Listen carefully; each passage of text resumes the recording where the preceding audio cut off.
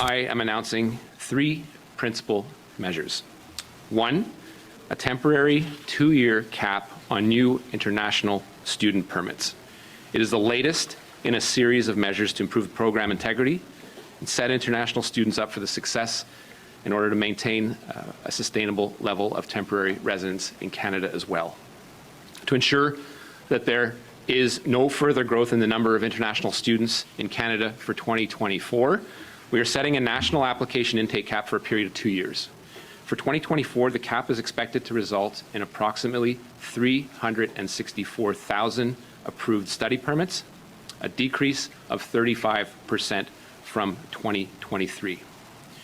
In the spirit of fairness, we are also allocating the cap space by province based on population, such as that some provinces will see much more significant reductions.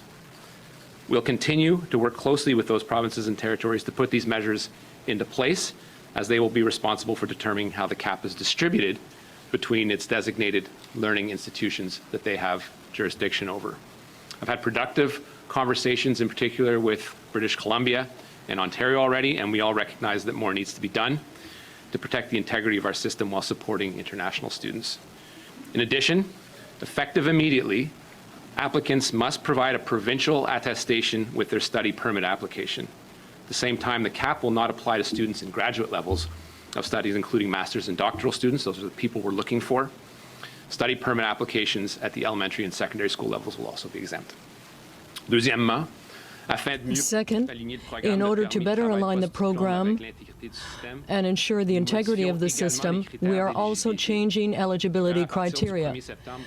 Starting on September 1st, 2024, international students beginning a program of study based on a licensed study program will no longer be able to receive a work permit. As part of those agreements, students going to a private institution will be able to be exempt if they attend a public institution. Some of these students have gone up in number, and they're not as monitored as others, which means that they are escaping the criteria for eligibility to a work permit. First of this year, postgraduate work permits will no longer be available to public-private institution models. Thirdly, in the coming weeks, we will be announcing that open work permits will only be allowed and be available to spouses of international students enrolled in master's and doctoral programs, as well as professional programs such as medicine and law. Spouses of international students enrolled in other levels of study, including undergraduate and college programs, will no longer be eligible. To be clear, the cap will not apply to applicants within Canada looking to extend their studies, as it wouldn't be fair to prevent someone from finishing the program, nor will the cap have an effect on study permit holders currently in Canada.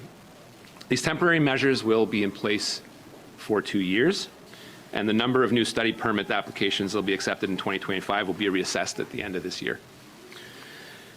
We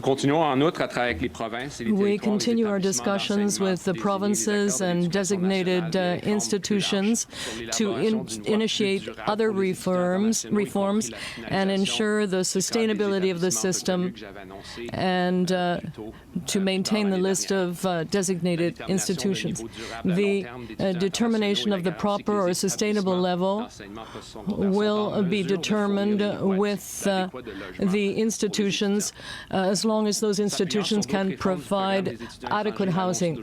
Today's announcement is intended to protect a system that is open to abuse and support sustainable demographic development in Canada. These measures are not against individual international students. They are to ensure that as future students arrive in Canada, they receive the quality of education that they signed up for and the hope that they were provided in their home countries. It would be a disservice to welcome international students in Canada knowing not all of them are getting the resources they need to succeed in Canada, and having them return home disillusioned and disappointed in Canada's education system. Allowing bad actors to continue their operations would be a disservice to all the good institutions who pride themselves in providing a top-tier academic experience.